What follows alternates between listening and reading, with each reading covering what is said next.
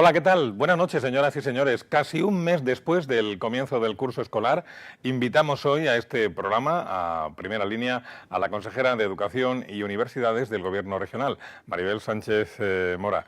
Consejera, buenas noches. Muy buenas noches. ¿Quedan muchos flecos sueltos en el inicio del curso o está ya todo Ya muy poco. rodando? Nos queda alguno que tenemos que terminar de organizar en los próximos días y yo creo que con eso ya terminamos de normalizar el curso.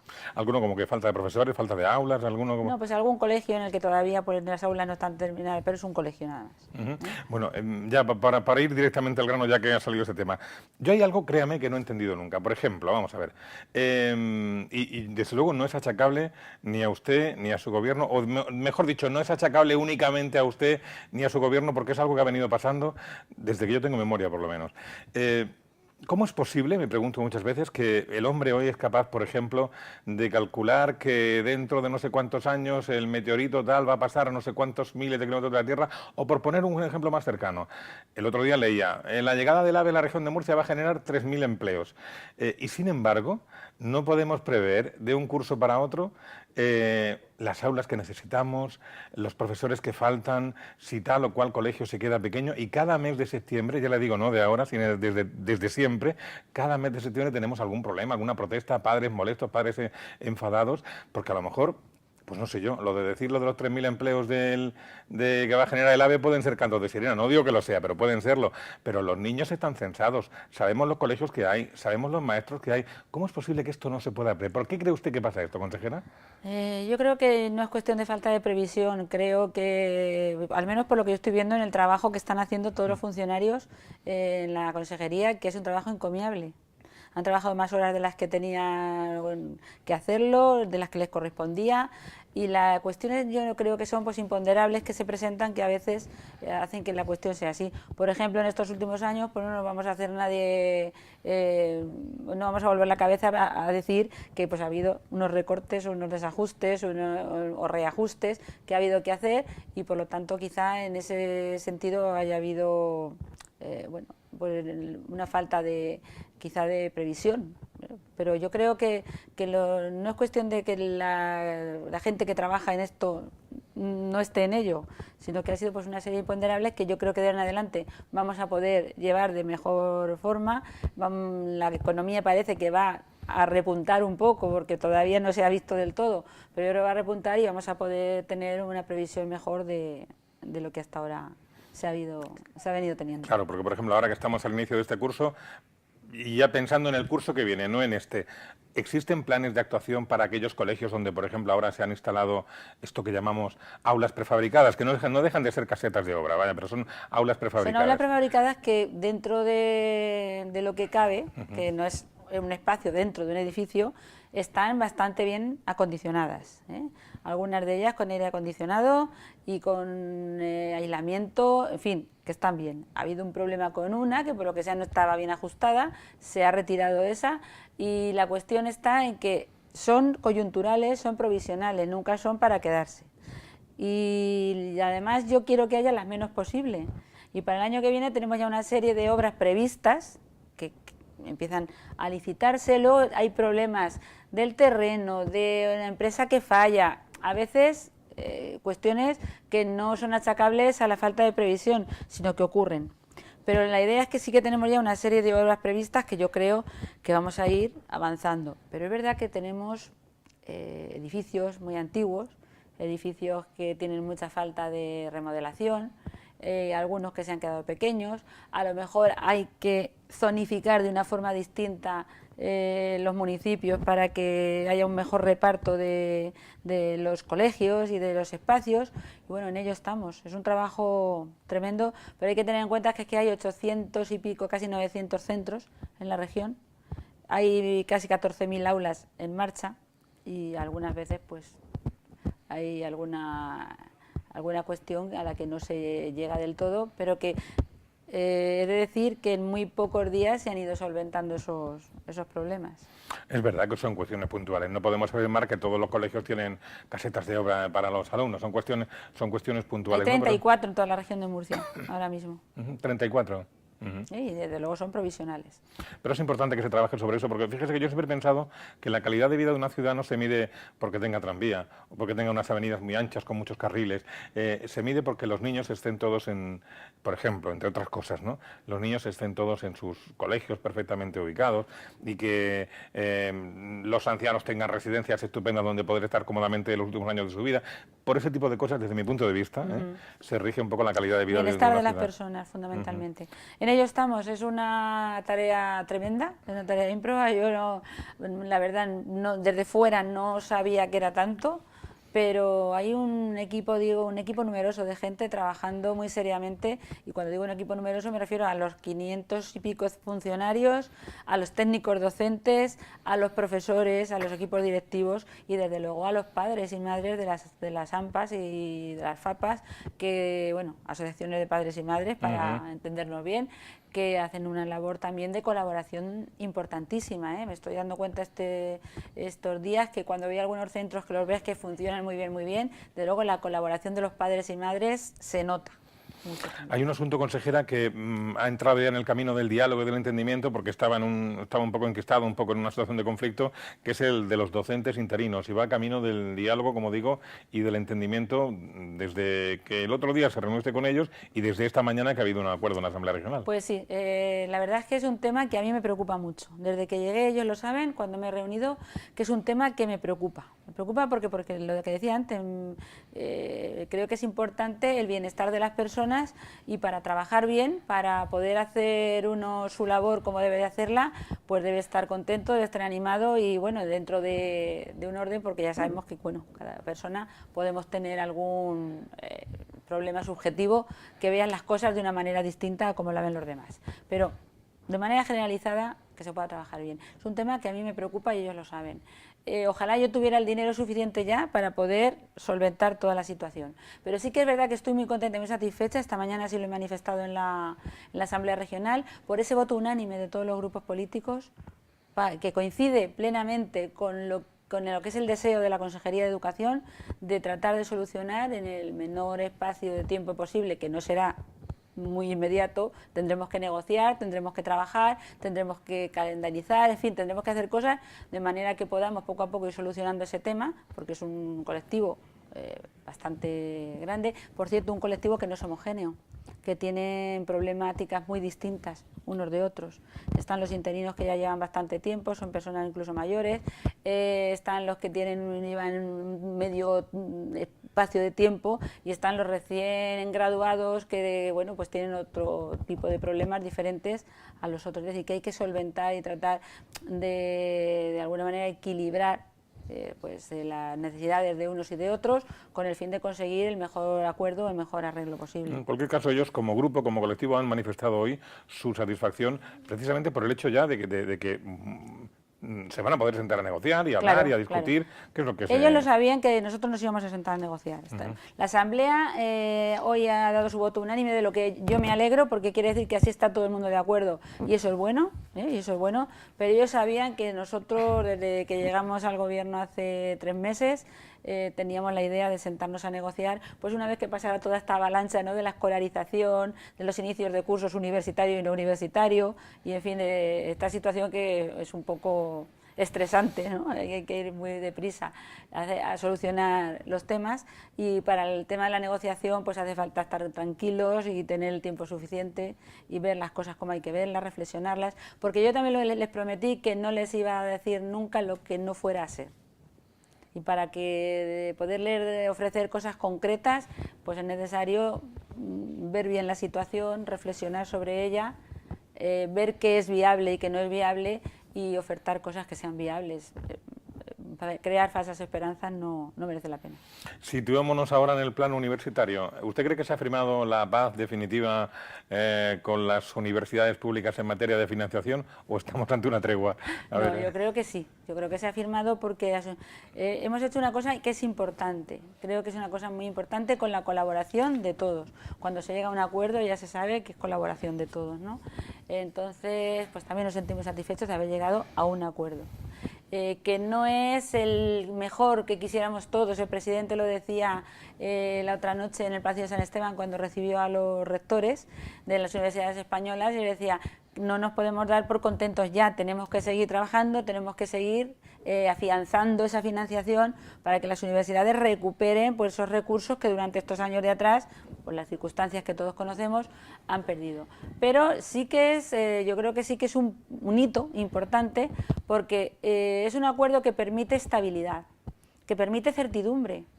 A lo mejor no es todo lo que los rectores quisieran poder hacer, pero sí saben lo que van a poder hacer, y eso es muy importante. Estos 4 o 5 años de atrás en la universidad no hemos vivido eso, hemos vivido el día a día, bueno, y así es muy difícil poder trabajar. Pues de ahora se va a permitir, por ejemplo, que los interinos recuperen su jornada y su salario.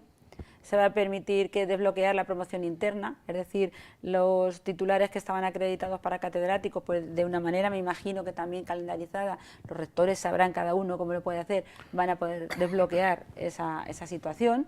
Va a haber también plazas nuevas de transformación, ¿no? de los que no son titulares a titulares. Se va a poder rematar el campus de Ciencias de la Salud en la Universidad de Murcia, la Facultad de Arquitectura en Cartagena, en la Politécnica de Cartagena.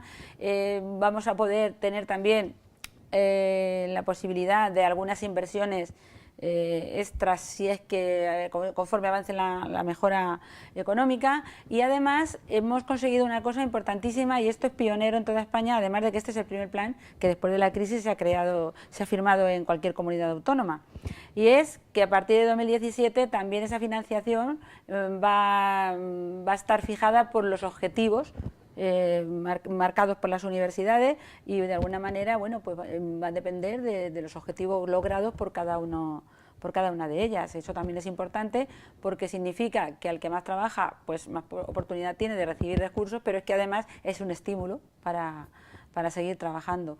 De manera que los rectores de las universidades españolas el otro día pues estaban admirados, tanto a los rectores como a nosotros nos pidieron cómo se ha gestado este plan, para que, bueno, pues sea ejemplo en otros territorios de España, y yo creo que es una situación buena la que tenemos. Son 910 millones de euros en los 5 años, que va a permitir pues una estabilidad, sin que por esto renunciemos a seguir trabajando y a seguir mejorando. Claro, porque estaban también expectantes, ¿no? En el sentido de que, bueno, esa sombra un poco de la financiación, a pesar del plan, sigue un poco cerniéndose sobre las universidades públicas, ¿no? O sea que... Pero sobre todo se referían a las universidades públicas en general, no era el caso de las nuestras. El propio rector el otro día, cual yo agradezco mucho, pues en el discurso de la apertura lo señaló, dijo: hemos logrado la cuadratura del círculo, dijo él. Es decir, era complicado, lo hemos conseguido, y como he dicho antes, con la colaboración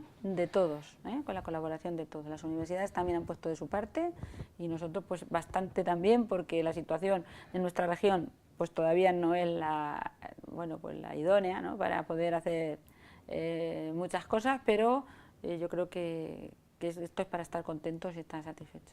Consejera, usted procede, como todo el mundo sabe, de la universidad pública.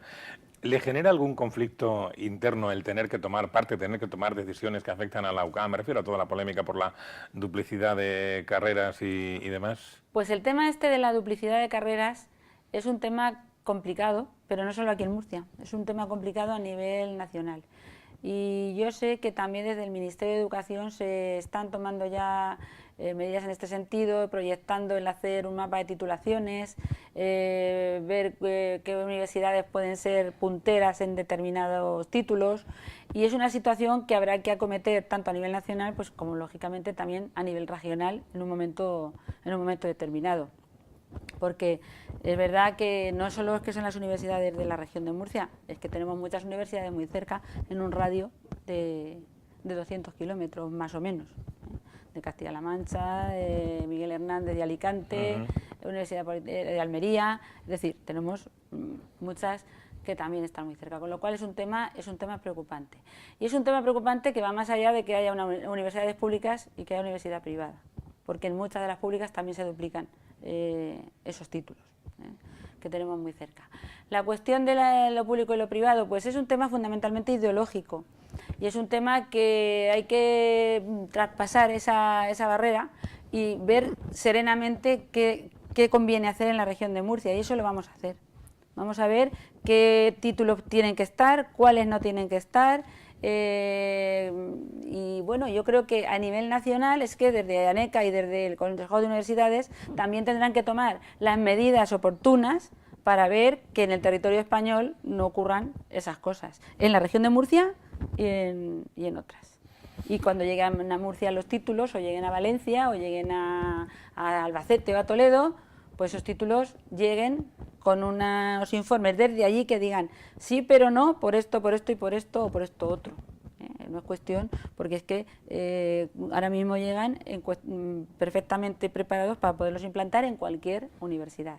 Entonces el gobierno regional lo que no puede hacer es para unas sí, para otras no.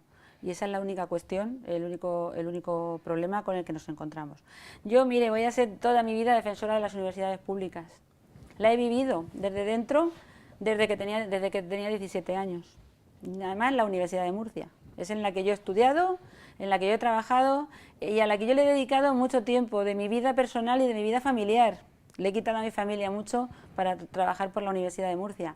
Por lo tanto, en esa línea y en esa forma de entender yo la universidad voy a estar siempre. Y además porque entiendo yo y entiende el gobierno regional que las universidades públicas son las universidades de todos. Y nuestra defensa de las universidades públicas va por encima de todo. Ahora mismo el mayor esfuerzo presupuestario que se ha hecho con las universidades. No sé si con algún otro ámbito se va a hacer un esfuerzo tan grande como con las universidades. Porque son las grandes desconocidas, pero es verdad que tenían un lastre. Tenían un lastre de unos años. Son desconocidas, digo, porque por dentro no se las conoce. No se sabe las problemáticas que hay de profesores asociados, de interinos, de todas esas cosas. Entonces, ya digo, el gobierno regional es muy consciente de eso, por eso ha hecho ese esfuerzo. El presidente quiere que trabajemos muchísimo con las universidades públicas, que las apoyemos, que les ayudemos en investigación, en todo eso y en todo lo que es su funcionamiento, y desde luego por mi parte nunca voy a dejar de defender las universidades públicas. Ahora bien, hay una realidad, y es que hay una serie de alumnos matriculados en la Universidad Católica San Antonio que ellos legítimamente han elegido y han hecho su matrícula, tienen que también garantizársele que van a estudiar y que tienen esa posibilidad. Pero nunca es ni con dinero público ni con ningún otro recurso público, como se ha podido decir. Recursos públicos no tiene la Universidad Católica San Antonio. Todos los recursos públicos que el gobierno regional destine a las universidades son para la Universidad de Murcia, para la Universidad Politécnica de Cartagena y en lo que nos corresponde con la UNED. Pero algo hay que hacer efectivamente el Ministerio, las comunidades, quien competa, porque... Será un trabajo de todos, pero el mapa de titulaciones hay que... Por eso digo, porque quizá por no crear una situación de malestar político ahora, nos podemos encontrar mañana, por ejemplo, pues con una bolsa de determinados titulados, de bolsas de desempleo, me refiero, de demás titulados, que entonces van a generar un problema más grave y de más difícil solución mañana. Ese problema es que es difícil, y muy difícil de solucionar, porque a qué chico se le dice que no puede estudiar, que no tiene derecho a estudiar una carrera. Y no me refiero ya en la UCAN o en cualquier universidad, porque mira, es que como hay muchos titulados, tú ya no puedes estudiar. Eso es que es muy difícil también y muy complicado. Y ya no me refiero, de verdad, al problema privada. Es que en las universidades públicas, por razones de recursos, por lo que haya sido, pues también se han reducido mucho los números clausus. Hay unos números y de ahí no se puede pasar. Verdaderamente también decirle a la gente, tú no puedes estudiar, es muy complicado y muy difícil. El otro día yo hablaba con una diputada regional y se lo comentaba y le decía, mira, es que tenemos que ser conscientes, hay más paro todavía en los no universitarios. Entonces es un tema complicado que a mí me preocupa mucho, porque es verdad que no podemos generar grandes bolsas de desempleados, pero por otra parte, ¿qué hacemos? A mí me preocupa mucho. Y ya digo, fuera del cruce de intereses que pueda haber entre unas universidades y otras. Me preocupan los chicos que, pues bueno, que no, pues yo creo que la cuestión es que tenemos que ir también transformando el sistema productivo de manera que pueda absorber también más número de titulados. Una cosa importantísima que queremos hacer, que yo creo que puede resolver también mucho la cuestión, es reestructurar y modernizar la FP.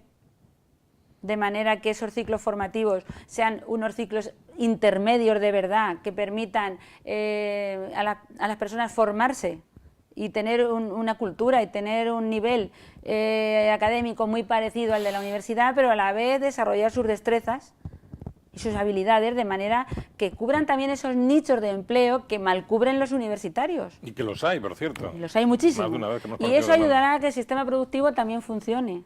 Yo quiero, una de las cosas que quiero ir, pues visitar al ministro en Madrid y hablar con él, y es porque yo sé que él tiene mucho interés también con el tema de la FP, y es una de las cosas principales que queremos hacer en esta región.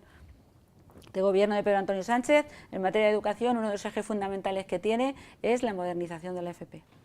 Y eso también creo que puede ayudar muchísimo a que no se den esas bolsas de desempleados que se dan en determinadas titulaciones. Eso y una buena estructuración del mapa de titulaciones, yo creo que puede ayudar a solventar esa situación. Porque a mí me preocupa mucho que haya gente que porque ya no cabe el mar, pues no pueda estudiar. Eso tampoco es. Tenemos que buscar que puedan hacerlo. Hay otro asunto que puede parecer menos importante, pero que algunas veces se ha escapado de las manos y que estos días está siendo motivo de preocupación, o por lo menos así aparece en los informativos de las televisiones en toda España, ¿no? Es el tema de las novatadas, ¿no? ¿Qué tradición más es tan absurda como estúpida? Las dos cosas, y sin embargo yo no sé si desde la consejería se puede hacer algo para regular, controlar estas cosas. Yo me imagino que no es fácil, pero... No es fácil.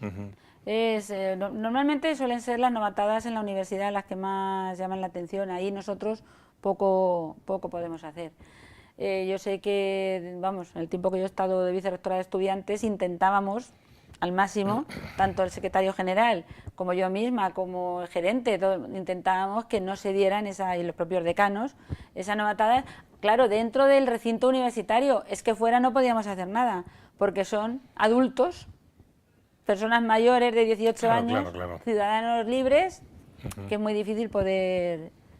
sí que intentábamos que dentro del recinto pues no fuese más allá de alguna cosa graciosa, que pudiera, bueno, en una mañana de clase porque hacen dos tonterías, bueno, dentro de lo que cabe, pero claro, otro tipo de novatadas que han tenido consecuencias graves es lo que hemos intentado impedir siempre. Pero desde la consejería creo que poco se puede hacer en ese... Si es que en algún centro de secundaria lo hubiera, pues ahí ya tendríamos que tomar medidas. Como siempre ocurre, hay más temas que tiempo y mucho menos tiempo que temas, ¿no? Y que quería terminar con una pregunta que ya no le pregunto en calidad de consejera, sino en calidad de docente y de madre.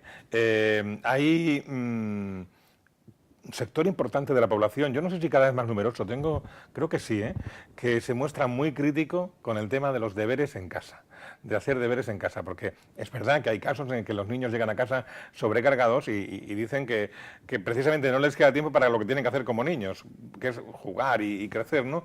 Usted, por eso le he preguntado no como consejera, sino como docente y como madre, aunque sea docente universitaria, pero bueno, ¿usted qué opina al respecto? ¿Cómo asiste a esa polémica usted? Pues que todo hay que hacerlo de una manera racional, de una manera equilibrada. Yo no veo mal que los niños hagan algunos deberes en casa. Yo creo que hasta es bueno que organicen su tiempo también en casa y tengan parte, desde luego, para merendar con tranquilidad, para jugar un rato y para hacer sus deberes, o a la inversa, merendar, hacer los deberes y jugar. Creo que es necesario que jueguen, creo que es necesario que un rato estén con sus padres, con sus hermanos, con los abuelos, viendo algún programa de televisión que les guste o jugando un ratito a su consola. Esas cosas es bueno que las hagan. Pero yo no veo mal que refresquen algo, que recuerden algo, o que se les vaya organizando el tiempo de manera que vean que su tiempo ellos lo tienen que dedicar también a esa compartimentalización, ¿no? del tiempo, de repartírselo y de organizárselo. Yo no lo veo mal dentro de un orden, como digo, me parece fatal que les pongan más deberes fuera que dentro, eso sí me parece mal. Cuando los profesores mandan tantos deberes para casa, algo falla. Yo creo que es cuestión de mandar algo, pero no una barbaridad, y sobre todo también dependiendo de las edades que vayan teniendo. Yo que niños de primero y segundo de primaria tengan unos deberes, o incluso tercero y cuarto, tengan unos deberes que les ocupen la tarde entera y si es necesario el fin de semana, me parece un horror. Es que los niños son niños, igual que las personas somos personas, tenemos derecho también a tener ratos libres, y de luego que puedan disfrutar de los ratos familiares, creo que es fundamental. Si las familias hoy en día con los trabajos de los padres ya tenemos muchos problemas, ¿no?, para poder estar todos juntos, pues por lo menos que haya ratitos en los que podamos disfrutar unos de otros. Bueno, como le leí una vez en una entrevista periodística que le hicieron, a una pregunta usted respondió, bueno, educación es un sector muy movido, en pleno constante movimiento, estamos siempre de mudanzas, ¿no? Como el sector, la educación está siempre con constantes novedades, tiempo tendremos para aquellas preguntas que hoy se nos han quedado en el tintero, plantearlas en una próxima entrevista. Pues sí. María Isabel Sánchez Mora, consejera de Educación y Universidades del Gobierno Regional, muy amable, muchas gracias y hasta la próxima. Pues igualmente, hasta la próxima. A ustedes les agradecemos como siempre la atención que nos prestan y nos encontramos en la próxima edición de Primera Línea. Buenas noches.